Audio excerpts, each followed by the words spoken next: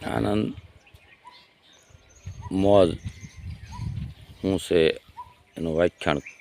પૂછવું હોય તો સાધુ સંતોના આશ્રમમાં જ્ઞાની પાસે આવી પ્રકૃતિ પાસે આવી જ્યાં તોળે ધજાવું રંગબેરંગી ધજાવું ફરકતી હોય ધર્મના નામની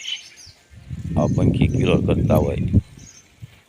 એકાંતમાં મહાત્માઓ રહેતા હોય અને પછી રાતવાહો કરીને રાતના તમે એની પાસેથી જ્ઞાન મેળવવાની કોશિશ કરો ભગવાન જેવા અસંખ્ય જીવ પશુ પંખી